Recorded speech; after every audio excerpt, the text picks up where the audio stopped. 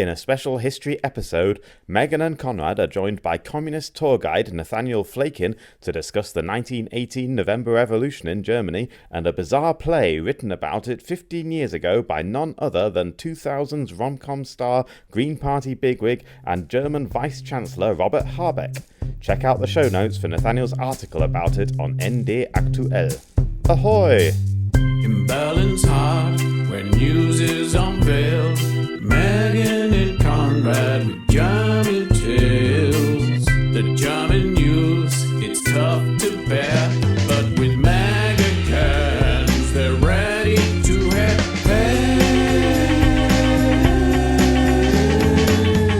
Konrad, daily news at hand. Megan feels to spare time to crack those cans.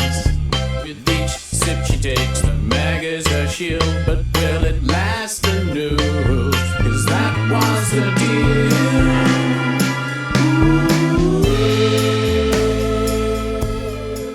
Hello everyone, it's time for another episode of Megan's Megacan. I'm Megan. I'm here in a very cold and wet Berlin with Explainer magazine and Konrad Werner. Hello Konrad. Hello. Hello. And we have a guest. Hello. Hello. This is Nathaniel Flakin, who is a tour guide. The name of your tour is Revolutionary Berlin. And you also are a published author. I've got the very beautiful book beside me, Revolutionary Berlin, A Walking Guide. And you have a weekly politics column called Red Flag, which is an old column, but in a new place, at ND. If people Google ND, they're not going to be able to find it, do they? ND. Yeah, their address is ND-Aktuell. Like, it's a German paper, and they're being really brave and experimenting with their very first column in English. But that is kind of a problem with Google at the moment. Yeah, we're working on that. Yeah. They can type in dasnd.de, and then it's /red flag. Okay. That's Brilliant. the best URL I got right now. And you have been on the show before, I believe, to talk about Die Linke. Returning champ, yes. Yeah. Very exciting. Welcome back. It's very nice to have you. How are we all today? Fucking mental in the world. And it's also cold. It's cold. And, so cold. And it being November, we got you on especially because November must be a very busy month for you, as it's the anniversary of the revolution every year. Is that when you do most of your tours? Yes, exactly. 105th anniversary of the revolution in Berlin. And I think the most amazing thing about the German Revolution of 1918-1919 is that people were willing to go out in this weather. I was going to say, do you ever wish, for the sake of your tours, you'd added the June revolution? But I guess people in June are just kind of relaxed, and you might not have enough to eat. You might be unhappy with the government, but let's just go out to the lake. And now in November, you're cramped up inside, and I don't know, people just get angry. It boils over. But I still don't know how they do. I could totally imagine myself there. People are building barricades, and I say, guys, let's reconvene in April. We could try this again. Yeah, in the May. spring. But 1st of May. It's 1st of May. Yeah, there we go. That's our day. Do you know what else people need to do in November is drink. I have some mega cans. So I've been talking a lot of smack about the Gordon's Gin and Tonic mega can going to 250 mils, which is one of the great tragedies of my life. And so you've gone for a different one. I have. I've decided it's still 250 mils, but it's like fancy. It's Tanqueray, and I think that's okay. I am actually going alcohol free at the moment because I just fear for my liver a little bit. But I didn't even give you guys that option. I'm so sorry. You obviously don't have to drink these, but they're going to be delicious and filled with gin. I'm going to push through. Yeah, I think you are too. Can you pass that to Nathaniel, because I can't reach. It's All only right, 250 and I've got the millilitres. Tanqueray I'll barely feel it. alcohol free with tonic. Okay. Cheers. All right. Is this a brand? What does Tanqueray mean? Tanqueray is a brand of gin. Okay. Yeah, and it's like the fancier gin, I think. Yeah, it's perfectly balanced botanicals. Mm-hmm. Cheers. Cheers. Zero sugar. Oh, lovely. That is very nice. Yeah. Is it good?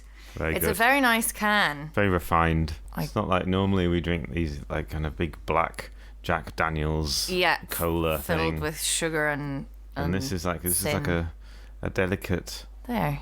Victorian lady of a drink. It is. I'm not sure it goes hand in hand with sort of like left-wing revolution, but maybe we're reclaiming it. Yeah. We're reclaiming it. I also really love your Späti at the end of the road. I love them so much. Oh, with all the couches outside. Oh, they're class. They seem to be taking over. They're just sort of like expanding. They've now got like a cafe and everyone's sitting outside, but everyone's like sitting with their babies, guys playing chess. It's really nice. Oh, yeah. And also I appreciate it because I brought the cans up and the guy was like, you know, one of these is alcohol free. I was like, I do, but thank you for looking out for me. We are, perhaps fortuitously for me, who never likes to hear the news, and certainly not this week, but we're not talking about that much current news. We're going to go back. Well, it is, but we're first of all going to start back in time. It's November. It's 1918. It's 1918. And everyone will be shocked to hear that Megan doesn't have a fucking clue what's about to happen in Germany. I do know that the war is over, not maybe. Yeah. I'm going to let you take over, Nathaniel. Yeah, well, it's a confusing time because the war's kind of over, but it's also not over. Like, people have largely stopped fighting. The press is full of reports that behind-the-scenes negotiations are going on. Like, everybody thinks, okay, question of time, it's going to be over any day. And then, at the end of October in 1918, the Admiralty, the German Navy, decides they are not happy with the war ending like this. They've got all their big battleships. They had spent many years building battleships before the war, and they hadn't gotten to play with them at all. You know, they were just stuck in harbor because the British fleet was so much bigger. Everybody knew German battleships sailing out, that's going to mean a total defeat by the British. And so they were just hanging around. The admirals decide the only way to end the war honorably is for them to have the ships sail out and get sunk, and 80,000 or so sailors die, and that way the admirals will feel good about how the war ended. Yeah. And these 80,000 sailors aren't convinced. And it turns out, like, on these ships... We would like some consultation on this, I think. Yeah. Yeah, and it turns out on these ships, you know, you've got hundreds or thousands of sailors, and you don't actually have that many officers. Like, it's not that hard to just have a little mini revolution on the ships. Yeah. Take over, raise red flags, and over the course of a week or so, you have a whole series of mutinies on different ships. Some of them get arrested, put And in are jail. these ships, where are we? Oh, right. We are in... Well, I don't actually know anything about Germany besides Berlin. I've basically never been around the country, but apparently there is a coastline, and there's Kiel, which I think is on the North Sea, and Wilhelmshaven. No, Kiel Kiel's is on the Baltic Sea. Yeah, Kiel's Wilhelmshaven Schleswig-Holstein is on on the the eastern side of right. Schleswig-Holstein. Is it? Yeah. Yeah. Okay, Baltic good. Sea and Yeah. the Okay. Eastern Sea. So, mutinies And start there's a in lot of- Wilhelmshaven, and then they all end up in Kiel. You know, the admirals are trying to move the ships around, prevent the movement from spreading. Yeah. Yeah. And what I understood is there were about 8 or 9 big battleships parked at Kiel. Exactly, and they're all taken over by their sailors. Yeah. And then the workers in the city of Kiel, you know, there's big, what are they called? Harbors? No, Werften? Shipyards? Wharves. Yeah. Yeah. There's big Yeah. wharves. And they make friends. They're allies with the dock workers and the Yeah, and they all agreed to have a big general strike. This is in November 1918. right. They want the war to really end. They don't want I can this imagine. battle. Yeah. And they're sort of sick they're sick of the war and hungry as well. People don't have much food left, do they? Yeah, someone described Germany during the First World War as well-organized starving. You know, that rationing, and by the third or fourth winter of the war, this was the beginning of the Fourth War winter, and the military dictatorship had come up with ways to mix straw into grains in order to make like straw bread to kind of keep people just barely alive. You know, that's what they were and eating. This sort of and then these mutinies, how like political were they? How communist or socialist were they at that time? Were they just literally, we don't want to go and fight anymore? This is, how political was it? Yes, it probably depended on who you ask, but you can say like all the workers and sailors in Kiel, they called it a Workers and Soldiers Council, Arbeit- und Soldatenrat, and they said, we are taking over power here in the city. So pretty political, I guess. Like, there wasn't a question of, Kaiser Wilhelm is in power at the time. Like, if Kaiser Wilhelm changes his mind, then we're cool with him, If he just ends the war, then, he can stay. No, they were very clear about establishing the Republic, getting rid of the monarchy. Right. But it was, at the same time, it was millions of people within a couple of days who were kind of thrown out into the streets, into political life. Like, there was a lot of different demands out there. Yeah. And it spread from Kiel to Berlin. Because all these sailors, most of them don't come from Kiel. They've been recruited from all over Germany, and they're just serving there. And so as soon as the revolution starts, a lot of them take their guns and take off to their hometowns. And it spreads like a wave across Germany. The very next day, November 5th, you have popping up in half a dozen different German cities, new workers' and soldiers' councils. Sailor rise from Kiel, and like a few hours later, there's also a general strike and a new workers' and soldiers' council.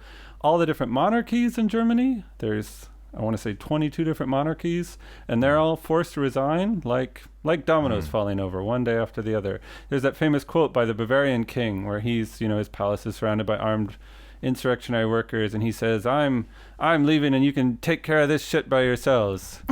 Okay. Something like that. Macht euren Scheiß alleine. Yeah. And what a lovely fucking sentiment. I think that's just really that sums up the monarchy, isn't it? Really.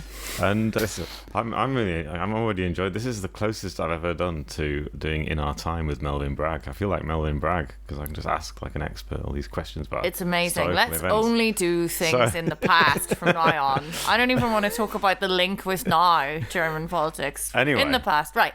So they're all cutting about. What is happening in Berlin at the time in the government? What does the government think about all this? Who is in power? Yeah, so for the longest time, the emperor, the Kaiser, remains in power. He's got a chancellor, a head of government, and this chancellor is trying to control the movement, trying to play for time. But eventually, about 5 days after the mutiny in Kiel, the general strike reaches Berlin as well, which is weird for us as Berliners today because we think of ourselves as the most revolutionary city in Germany. And actually, when it came down to it, it was the opposite. Berlin was pretty much the last place in all of Germany to have an insurrection like this. And so, on November 9th, hundreds of thousands of people fill the streets. All the munitions workers go on strike. They form these big demonstrations into the center of the city. And the chancellor, he realizes that you've got to give the masses something, in order to convince them to not burn everything down, give them some concession to make them go home. And he realizes the only thing that's going to pacify them is telling them that the Kaiser is gone.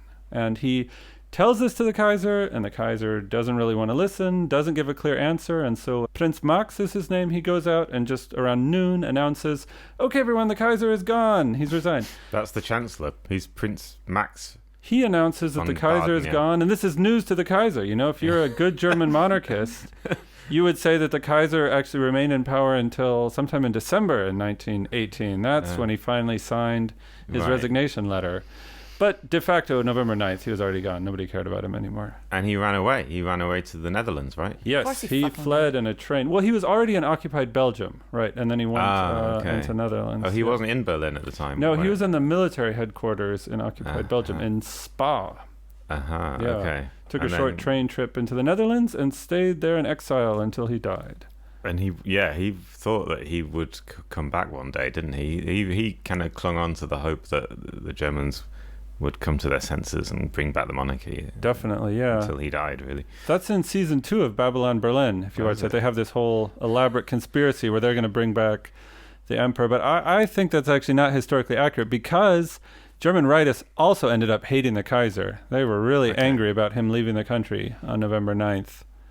Oh, okay. Yeah, that's why we ended up with fascists leading the right and not the Kaiser, A lot of rightists in Germany weren't like, this is our guy. They kind of felt he was a traitor. He had left them in the hour they really wanted him. I feel like you would be very angry after the First World War with just fucking everyone, like for a variety of reasons. It was... Yeah, and he got, I want to say 75 train cars of art that he took away from Berlin, took into the Netherlands and kept as well. All public property. Emptied out the entire Berlin palace of stuff. Had it emptied out. And it got shipped to... Okay. And so what was left? So this Chancellor was in charge now, Baden. Well, no, so Prince Max. Prince Max of Baden, Is he a prince, like an actual prince? Yes. What's going on? Well, you got to name somebody Chancellor, and he was like a fairly liberal aristocrat, and the emperor thought with the war coming to an end, it would be like a good sign that things are going to be a bit less dictatorial now. We've got this semi-liberal dude who's going to take over the government now. Mm-hmm. Oh, yeah. Prince Max, savior of the people. Well, no, but he decides he doesn't want to deal with this either. Because, like, there's, like, hundreds of thousands of people surrounding his palace demanding radical change, and he just doesn't have the stomach for this. So And he takes off himself. And as the story is that as he's leaving the palace, runs into a leader of the Social Democratic Party, Friedrich Ebert, and just points at him and says, "You do it now." And so Ebert, like, gets the chancellorship just like that. But the old guy's out the door and just kind of hands it to him. Yeah, he didn't. I think I read that today because he said that he didn't actually have the power to just pass on the chancellorship like that. It's a confusing situation constitutionally because the chancellor is named by the emperor, right? But he's now in the Netherlands, and so you just do it. That's a revolution. Yeah, it's very confusing. You got to make this up as you go along. So now Friedrich Ebert is in power. This is this is like mid-November. No, this is already on November 9th. Oh, November 9th. This is happening very fast. No, exactly. This is the fastest Germany's ever moved. They're trying to recover from this trauma. That's why we have to do everything at a fucking snail's pace now. Yeah, it's a 500-year dynasty, the Hohenzollern, and they're gone from one day to the next. Except they're not really gone because they're still around, and they still have a palace somewhere near Hanover, and they want us to give them a bunch of money. Oh, they But they're mostly gone. Yes. Yeah. Oh, God, yeah. No, fuck off. Sorry. Do you know, this is a sidetrack, but King Charles, when he's on holiday, as a private person, he goes on holiday to his cousins in Germany. Somewhere in... Have you heard this? Somewhere in the Rhineland, he's got a cousin who's got a castle, like an old monarch type person, and that's where he spends his private holidays. He just goes there. Hangs out in a castle. Anyway. Good for him. Good for him. He can still do that when the family monarchy name is again? abolished. Aren't they? Because that's a German house, right? The House of Windsor is just like a rebranding, right? Yeah. Yeah, they changed the name in the First World War. Do you remember what they were? It's Battenberg, weren't they? Battenberg. After the cake. Was it? Is it not Battenberg? We're getting off track. I shouldn't have brought it up. Anyway. I'll put it in the show notes. So you... No, we won't. Friedrich Ebert, Social Democrat, is now... Foolishly just coming He's the new down a chancellor. corridor. Yeah, and he takes over this old state apparatus, which is still kind of around, but is totally paralyzed. You know, everybody's sworn loyalty to the Kaiser who's gone. There's no succession, and people have started proclaiming the Republic all over the place, including members of the Social Democratic Party start saying, well, it's over, the monarchy's done. Friedrich Ebert is very unhappy about this. He says, you have no right to proclaim the Republic. But it's kind of done. What are you going to do? You know, you're going to call the Kaiser, ask him to come back? Like, it's just a fact already. Well, there's one day, was it November 9th? There's one day where two separate republics are called on the same day. Yeah, one by the Socialists and one by the Social Democrats. There's a million different republics being. I mean, imagine before people had social media, people are, instead of doing Instagram reels, they just... start yelling out to crowds. He goes out on the balcony. One of them goes out on the balcony of the Reichstag, and another one goes out on the balcony on Unter den Linden. Yeah, exactly. One is Philipp Scheidemann of the Social Democratic Party. That's the Reichstag guy. Yeah. The Reichstag guy. And that's the one that makes Friedrich Ebert so angry. You had no right to proclaim the Republic. And the reason he does it is because Karl Liebknecht is going to give his big speech just around the corner. He's at the palace. You know, the destroyed and now rebuilt palace. Karl Liebknecht, who's he? Oh, and Karl Liebknecht is a leader of the Revolutionary Workers' Movement. He's been in prison for most of the World War. He was really famous. He was the first socialist in Parliament to speak out against war credits, to vote no. And he kind of became a popular hero. He had about a year where he was still a member of Parliament, so he had immunity, so he could give angry speeches saying this is an imperialist war, this is just a war for the rich, trying to increase their profits. And then he actually got drafted into the army. So as soon as the parliamentary session was closed, the army would drag him out of the Reichstag and send him to the front to dig trenches for the weekend. And then when the next session began, they had to put him back in the parliament. Yeah. And he just kept going at it, though. And then eventually they just threw him in prison completely, took him out of the Reichstag. Yeah, he was a sort of socialist, right? He was a socialist. He was like a... Red Prince. His father had founded the Social Democratic Party, so he had a very famous last name. He was a lawyer. He defended workers. He was a famous agitator. Yeah, and there's I saw a photo of him on Unter den Linden proclaiming the Socialist Republic, and at the same time, like literally the same day, this social democrat was at the Reichstag proclaiming a different republic. Yeah, exactly. Yeah. So that's, and a bunch of other people were proclaiming republics too, yeah. So who decided who was going to be in charge of this? Well, yeah, exactly. Like, nobody knew then either. Like, who is responsible? And so, November 10th, the next day, they went to the circus. Berlin had this enormous circus right next to Hackschenmarkt, where the James Simon Park, I think? That little park, like next to the Hackschenmarkt, facing the museum. There used to be this enormous permanent circus tent there, Circus Busch, and they held an assembly there. 3,000 workers' representatives got together, and they were supposed to decide, like, who's in charge now, actually. And it was super confusing, and people were yelling all the time. And they ended up electing both a workers' council that was in power, but also a new revolutionary government. This is such a left-wing meeting. Like, one person just...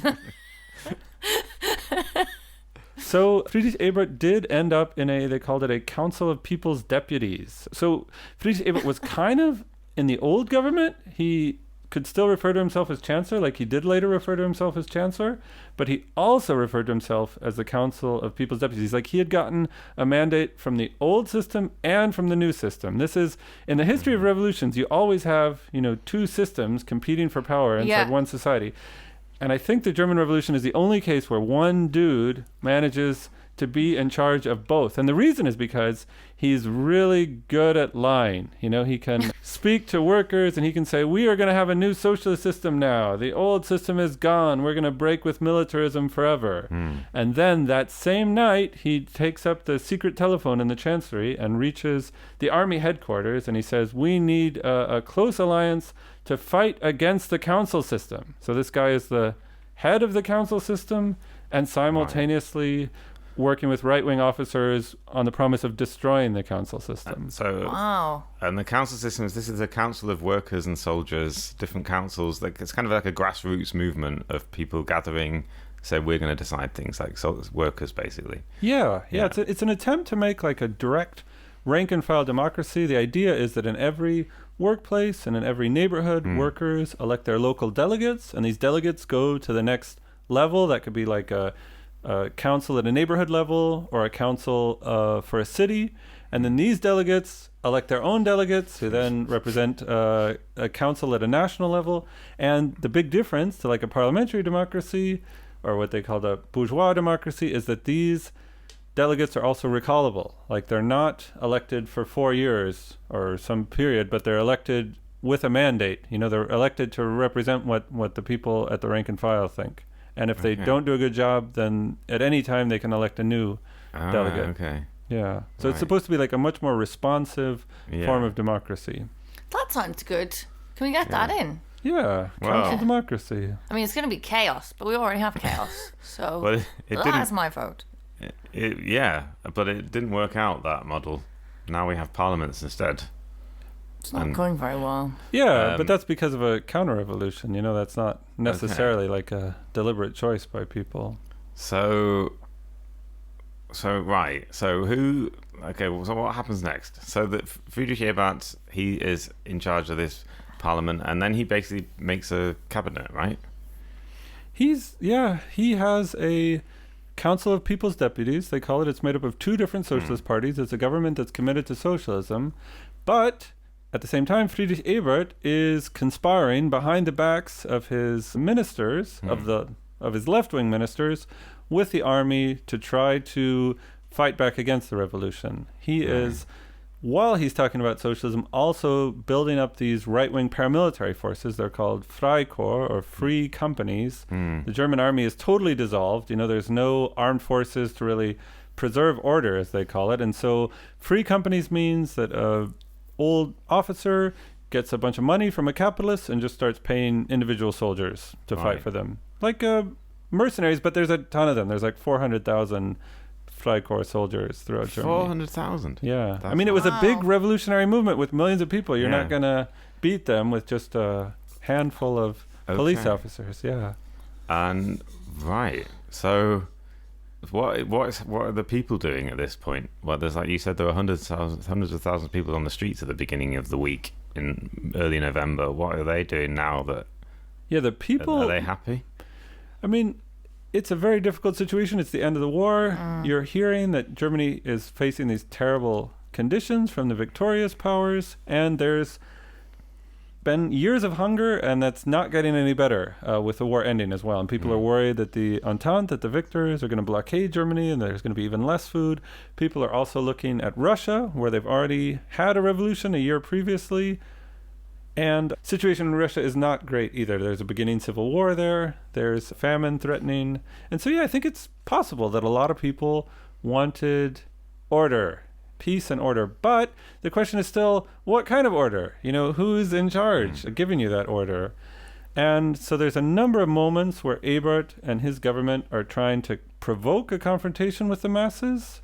And it's about 2 months after the first big revolutionary insurrection. You have in Berlin a second uprising. This is known in German as like the January fighting. Sometimes they call it the Spartacus insurrection, but that's not really an accurate term because it wasn't the Spartacus who were leading it.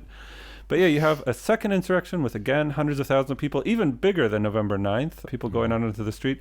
It's super weird from today's perspective because the actual demand is they want to keep the chief of police, which is, again, probably the only time a revolution has done this, where they say, we love our Polizeipresident. But it turns out that the chief of police in Berlin was a socialist journalist who, November 9th, you know, all kinds of chaos going on. Nobody's really in charge, planning things. And he was the one who had the good head to say, what about the police headquarters, the Red Castle? And he takes a group of armed workers and they storm the police headquarters, and he kind of gets proclaimed police president like that. Right. So he's a revolutionary police chief.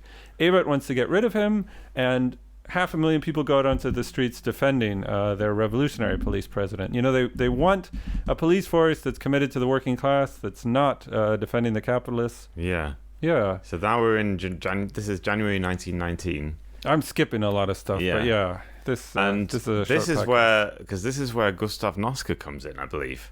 Exactly, yes. Right. Who was Gustav Noske? Gustav Noske was a different social democrat. He had been famous in the Social Democratic Party as a big supporter of colonialism. There were a lot of social democrats who thought colonialism was brutal and terrible, and Gustav Noske was the one who was arguing that no, that socialists should support colonialism, that we can make the colonies socialist as long as we support the German government in committing mass murder in Africa and stuff like that. That's Gustav Noske, and he enters Ebert's cabinet at the end of December. Right. Ebert, by this point, drives out some of the left wing, some of the actual socialists who are in his cabinet, and needs to replace them.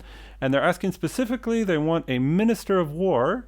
And Gustav Noske agrees to take the job. And this is at a time, you know, when Minister of War, Germany's not waging war against any foreign powers at this point. Minister of War means war against the working class of the country. And Gustav Noske agrees with the sentence. He says, fine, somebody has to be the bloodhound. Jemand muss den Bluthund spielen. And we should mention, the reason why he became famous was because he got that job as the minister of, what was the minister of? The military? Or what was he? Minister of War. Minister of War. But he got that job because he was in Kiel, and he'd helped to sort out, bring order to Kiel at the beginning, like in November. And then he got that job. And is this right? I read that he's the first civilian ever to command an army in the history of the world. Huh. I hadn't heard that. He thought that anyway.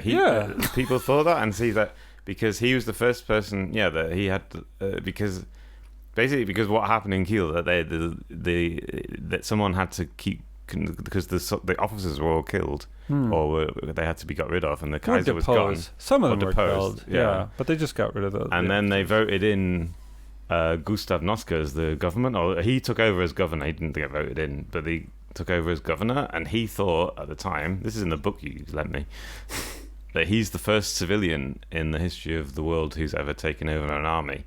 And that is interesting because you were talking about the Freikorps. This is 400,000 people. That must mean that was a lot of power for a minister of war. I mean, that's a lot of people that he had, a lot of armed people under him. And he was able to take control in Kiel because the workers and sailors in Kiel, not super politicized. They've been trapped on ships for the entire war. Who knows which individual social democratic politician wants what, they know they've got a socialist now, first time in history, socialists are taking over the government. They think that's good. Like, they think their side is now in charge, you know, and they think socialists were always against war. They were always in favor of peace. And no, if you actually look into it, no, Gustav Noske was one of the most fanatical supporters of the First World War. He had thrown overboard everything he had said about anti-militarism and pacifism. Didn't want to know anything about that. He had been a very virulent supporter of Germany in the First World War. But a lot of people didn't know that at the time. They're hearing the guy's name for the first time. He's a socialist. He says, hey, the war's over.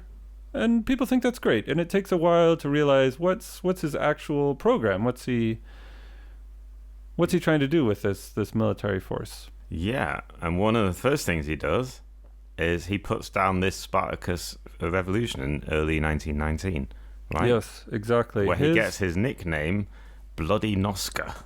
Exactly, yeah. Noske is responsible for sending about 30,000 Freikorps troops into Berlin, soldiers who'd just come back from the First World War, so they have, you know, rifles and grenades, but also they've even gotten a tank, which is weird because the German army didn't have tanks in World War One. They've got a British tank that they'd taken from the front all the way back to Berlin to fight against the Berlin workers, and artillery and, machine guns. And they commit over a series of battles in Berlin in January 1919, and then even more in March, some horrible massacres to try to put down general strikes and maintain the control of the old order in Berlin. One statistic I heard is that the very first time a German city ever got bombed was in March 1919, when Noske's troops had airplanes and were throwing bombs down on working class homes in Lichtenberg as part of their, what do you call it, anti-insurrectionary work there.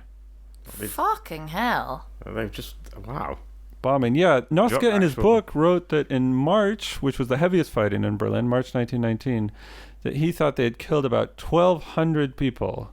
And modern historians think it's more like 2,000 people. And Noske said, you know, these are all revolutionists, these are all Spartacus in his language, but in reality it was just all kinds of people they met on the street, including women and children that were killed. Wild how people think they can weed out how you're only, you know, if you're fucking dropping bombs from the sky, no, you're hitting anyone. Dicks. Yeah. And, you know, hearts and minds, like, you're not going to win a lot of support for whatever At least system we've you're learned proposing. these lessons, though, hey? 100 fucking years later? Brilliant. Okay. It's less fun now. Because I'm seeing parallels. Why else is this? Why are we? What's happening?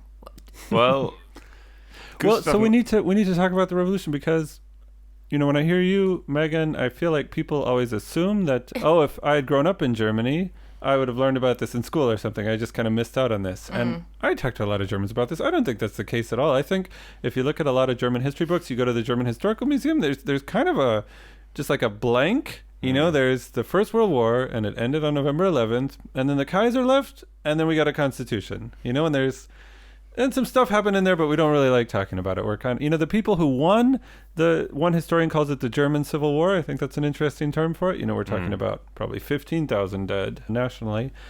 And the people who won were kind of embarrassed, you know, because, I mean, it's the same social democrats we have now. It's kind of embarrassing for them to say we managed to establish democracy by massacring all these people, workers who were mostly socialists, like people who had been members of our own party. We mowed them all down with machine guns, and we handed over power essentially to these almost fascist Freikorps, you know, to these soldiers who were going around as early as 1920 with swastikas, these far-right paramilitaries.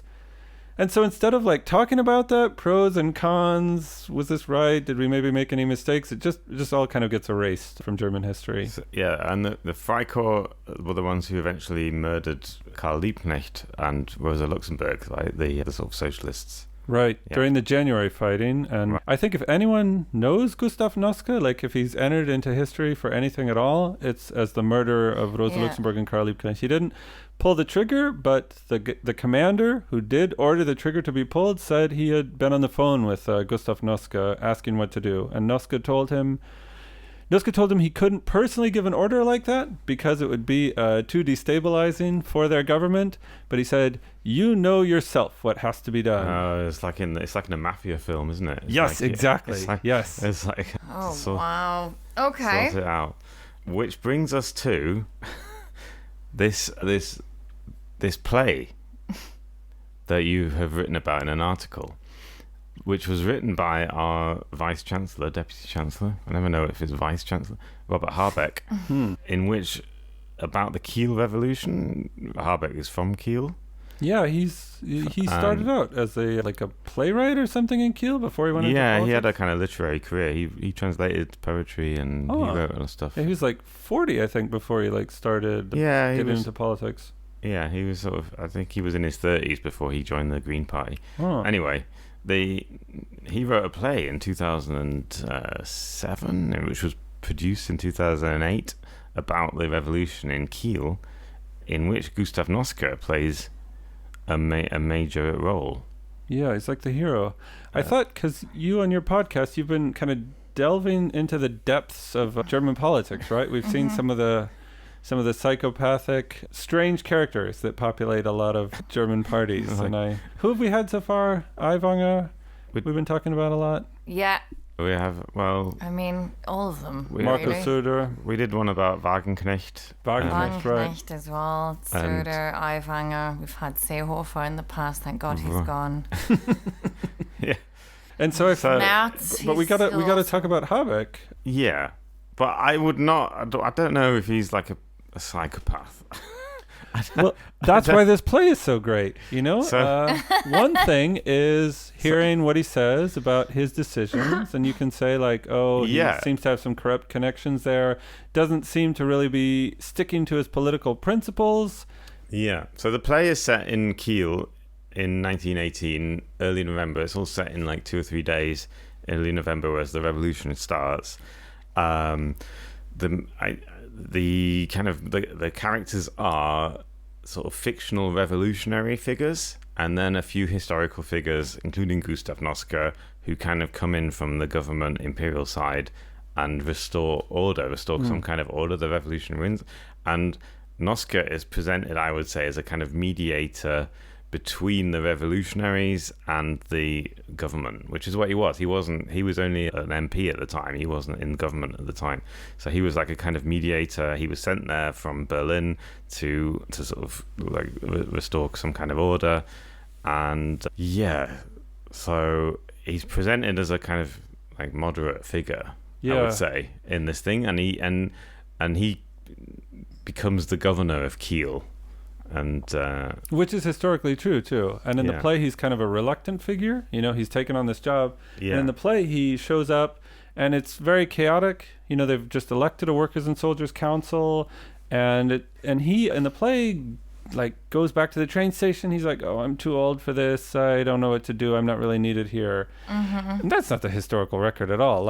As someone who really strongly dislikes Gustav Noska, everyone agrees he was a very energetic figure. He came with a plan how he was going to take control of the situation, mostly by deceiving the people who had just carried out the revolution, and he was very efficient about carrying out that plan. And there's a sort of love triangle in the play. Yes, I guess because you can't have a play without somebody fucking, or pretending to love each other. I don't know. Felt superfluous to me. Oh, well, because there's a young dynamic revolutionary called Fritz. Fritz. Oh. He's not a historical figure.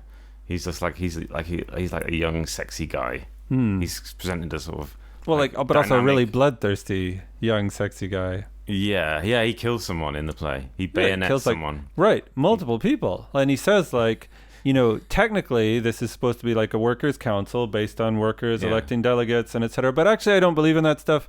I just want power to murder people. Yeah, and he's he sounds like the Noska character from what I know of Noska. I feel like there's a typo. It's a lot of projection, right? I think you see what Habeck, how he imagines a revolution. So if you look at the German Revolution, there's actually a lot of order. These German workers, they set up their workers' councils. First thing they do is get stamps made, so they can issue written orders and make sure everything is carefully protocoled. I'm serious. There's a ton of stamps in the German Revolution. Oh, God. And they want to create a new social best system. and worst thing ever. The fucking country is crumbling around them. They are trying to have a revolution to overthrow a 500-year regime. And they still need to fucking stamp everything. They like organizing things. Yeah, the German workers' movement is well Stamping organized. is not the same as organizing things. From someone like... It's not.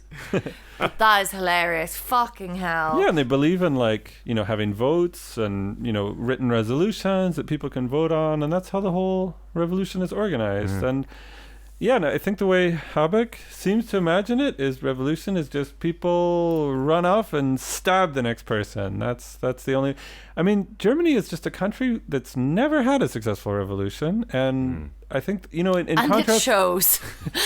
Because in France and the United States, the people in charge, they're like, our legitimacy comes from a revolution. Things were bad, and then people had a revolution, and then they put us in charge, and we're the good people now.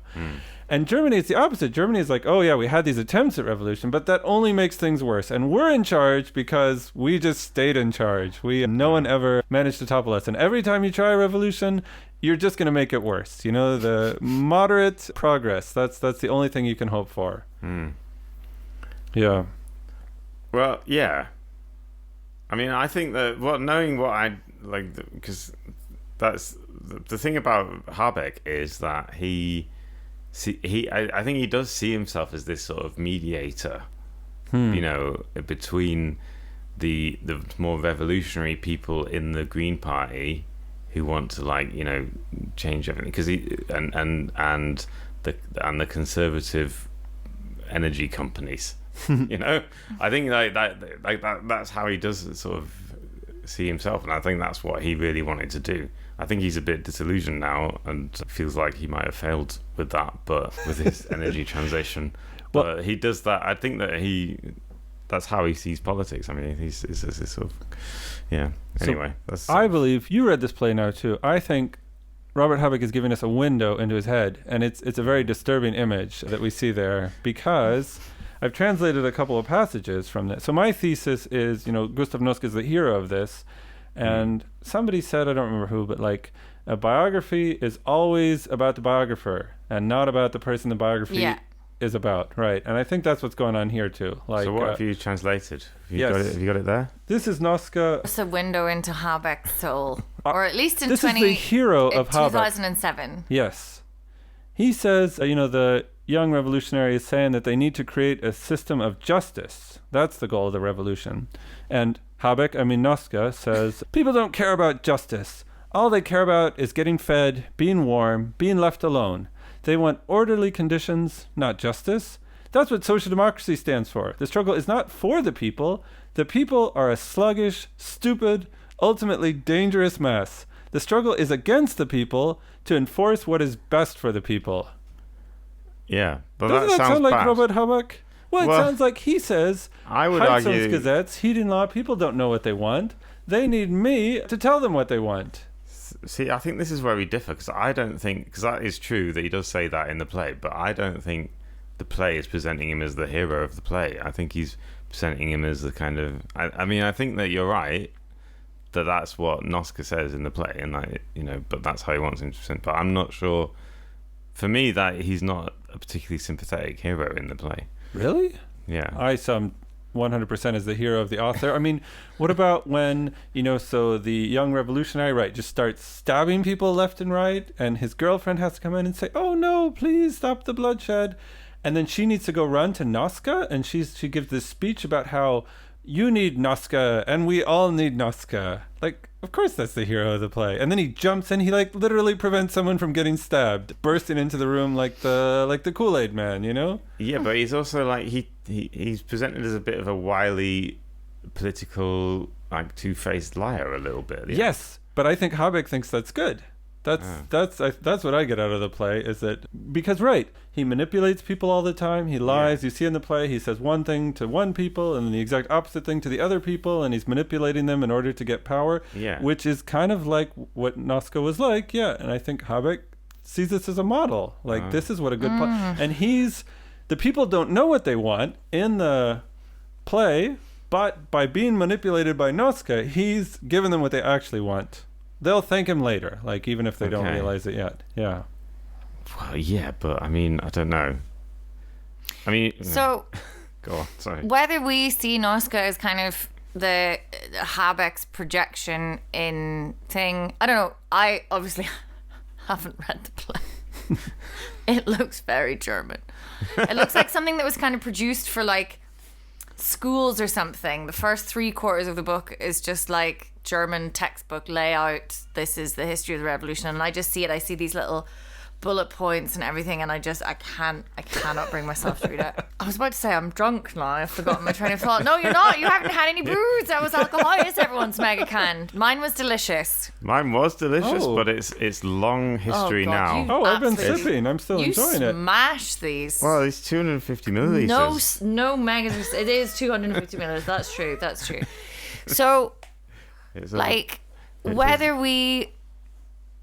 The other thing is, like, hearing this described, like, does Habeck present him? Like, he's a green politician. Like, he's like, I don't expect any revolutionary zeal necessarily from Habeck. But is there anything else about Noska for people who are completely in the dark? Okay, so he put down this, like, what else did he do that might make him...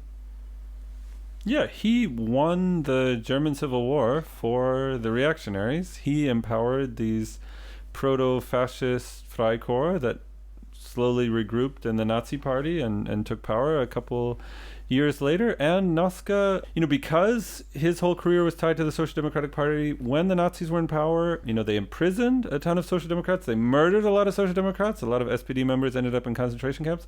Noska kept getting his pension. I mean, he did lose his career in the civil service, but he kept getting a pension, and he was only at the very, very end of the war briefly imprisoned by the Nazis. He even got praised by no one less than Hitler. Hitler said about Noska, that guy is an oak tree among all these other social democratic plants. Yeah. Ooh. And when did he die? It's not a great look, is it? It's not a great look. Konrad, do you have Wikipedia in front of you? Yeah, I do. Guy? I don't have the oak tree quote. No, I found that in a history book. But he wrote his memoirs, I think, in 46 or 47, as one historian pointed out, still making pretty mean remarks about Jewish people. Yeah, as late as 1946, 47. Oh, fucking Robert. What are you doing writing plays about this lad at all in 2007? It's just so weird. So according to the Wikipedia article, he was very anti-communist, and he shared that with a lot of the military type soldiers. And he, even after the end of the war, he only lived another year. He died in 1946. But even after the war, he thought that the problem was that there were like the Eastern Jews. He said the Ostjuden had infected the revolution or something. They kind of like Eastern Jews. I remember they'd had too much influence in the German workers' movement, and that was his problem with the. He said that after the Holocaust. He said that in his memoirs. Right. Okay, Robert. And fuck is wrong? So that's, I think, the central message of this play is like most people have never heard of Gustav Noska, and the people who have heard of him as like a mass murderer. And so the idea of like sitting down and like, what a neat guy. Like, as if this whole discussion didn't exist. I just keep imagining, like, if in Joe Biden's cabinet, we were like, oh, look, here's the Secretary for Transportation. Oh, it turns out 15 years ago, he wrote a play arguing that Jeffrey Dahmer was actually really neat. And it leaves out the part. Or like, Jeffrey Dahmer also did this other thing, which I think was kind of fine.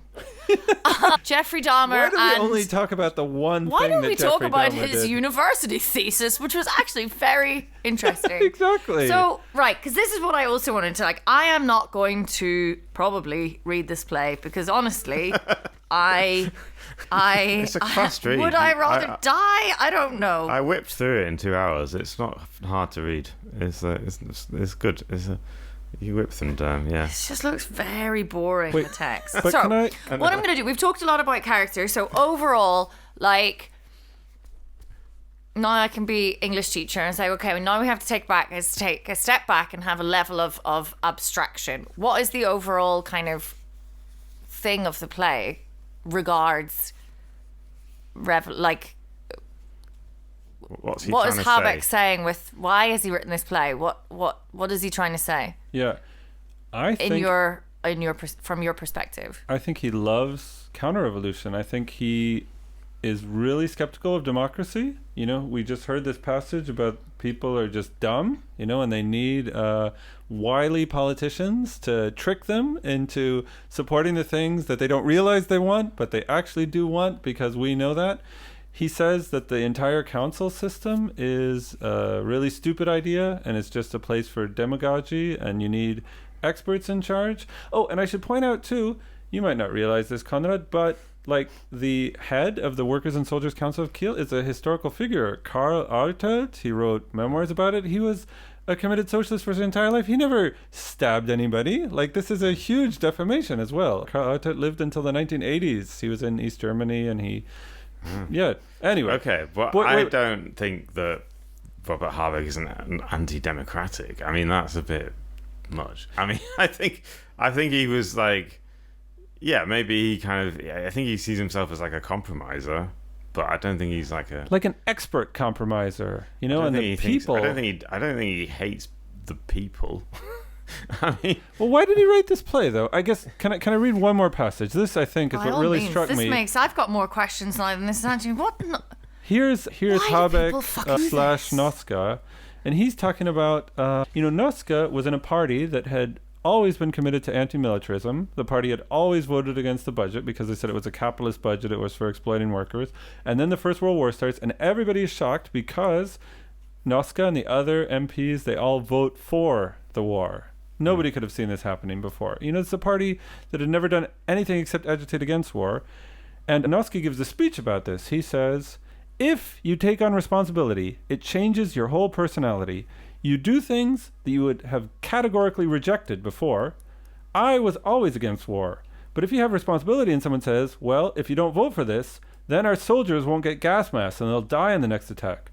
Then you suddenly vote to raise the military budget, even without wanting to. Yeah. And I think this idea of betraying your principles, I just think it's fascinating that Robert Habeck had no responsibility when he was writing this. I think we look at Habeck and we think this is someone who believed in Green Party ideals. He wanted to help refugees, he wanted an energy transition, and then as a tragic figure, he gets a little bit of power and he throws everything he claimed to believe in overboard. And I think it's interesting. Here he is 15 years ago telling us principles are for betraying. The only reason you have them is once you get responsibility, you do the exact opposite. Like, this was all kind of announced in this play, I think. I would agree with that. I remember that passage as well. I thought that was pretty interesting, the way he kind of framed that.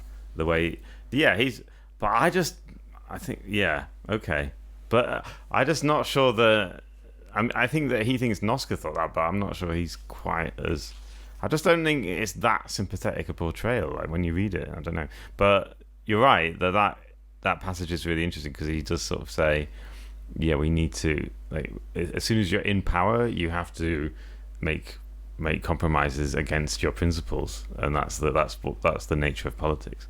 And didn't you think that Noska in the play, you know, you've got this very young woman who's like first supporting the revolution, but then she's horrified by how her boyfriend turns out to be like she's engaged to the revolutionary guy, right?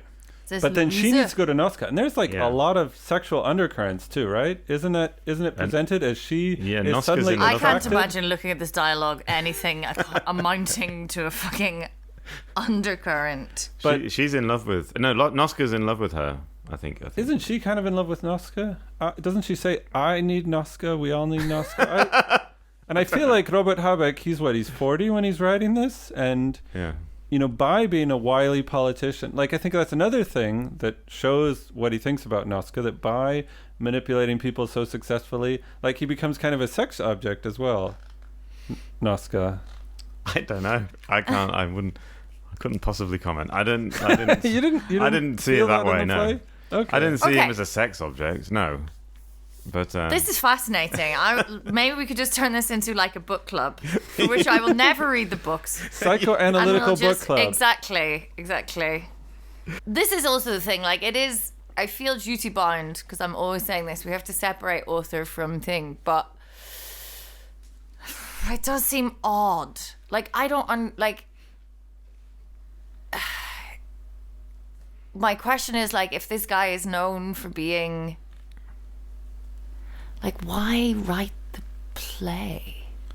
And why cut it off? They cut it off at December 19th, 1918. Well, before Noska starts committing mass murder. They've got a huge timeline. But that is easy to explain because it was commissioned by the City Theatre in Kiel, and he was commissioned by the theatre to write the play. But you could mention that there's even a reference. It doesn't go into Berlin at all. It's all about Kiel. It's a kind of like a local history. They even make a reference in the book to Luxembourg and Liebknecht. He says something like, "Oh, I know." He says, "I know different people. I know the Kaiser, and I know Luxembourg and Liebknecht, and they're what does he say? They're like really uncomfortable people or something." But there's a reference like we know what this guy is famous for committing like probably the most infamous political assassination in the entire 20th century.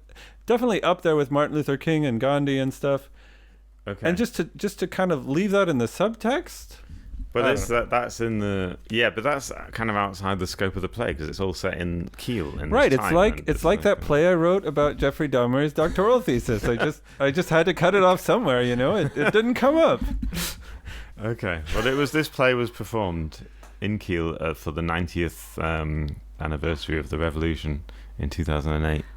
Hope everyone had a nice time at the performance. I can't imagine they did. Well, anyway, I think we've come to a natural end there. Would you say, Megan? I think so. Well, Megan, I feel like you have to break the tie here. So is Robert Habeck like a psychopath who's opening a window into his head? I cannot do this. I haven't read the text. I can't do it. But just based on our discussion, what do you think? It makes sense that he was commissioned to write this. I think that's always difficult when people are commissioned to do stuff for historical things. It's like the curse of the poet laureate. You know, you make them poet laureate and then they never write a good poem ever again. Because what the fuck do you write about when Prince Harry gets married? Wanted to write it probably as well. I mean, he was, you know. Yeah. There was the theatre and they had this anniversary coming up. They said we need a new play. You could have written a play where like Karl Artet or some sailor is the hero. Like you don't need to pick the wily politician. I don't think anyone forced that. But then maybe he wants to be like this could also be, and that would be really gross. We really want to look at things in this complex way, and maybe that's how Habeck also sees himself. He's the more thinking politician. He's studied, he's a writer, and he wants to take these historical figures, and he thought like, well, this is the most famous one, so it's nuanced, but then again we also have all the revolutionaries literally stabbing people all the time. But other than that, like we want a nice rounded nuanced picture. Very misplaced nuance. But I'm very excited that I got to learn about the November Revolution. Also, like this kind of weird dark part of German history, because we did sort of in school, even in sort of Ireland, we did First World War and then suddenly like Weimar Republic and then and then it was just Hitler. Yeah. If you like it, I do walking tours. We're sitting here in Kreuzberg right now, and a lot of the revolution took place like within a couple blocks of here. You know, there was the old Social Democratic headquarters where there was an occupation, and then they were bombarded. And actually, Rosa Luxemburg and Karl Liebknecht, while they were going into hiding, while they were fleeing from these Freikorps, who they knew wanted to assassinate them, they actually ended up hiding on Blücherstrasse, not far from here. They were hiding at the apartment of a social democratic doctor for one night.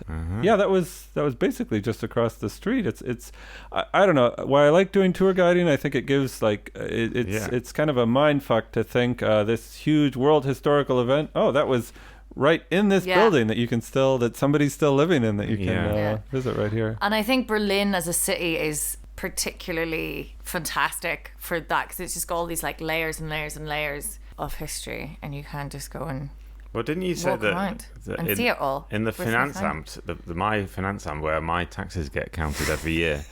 Some people were executed. Yeah, that's the Kreuzberg Finanzamt. That's a former barracks. Their fucking subscription to the fucking state broadcasters they haven't paid their fuck all content. They got murdered. Yeah.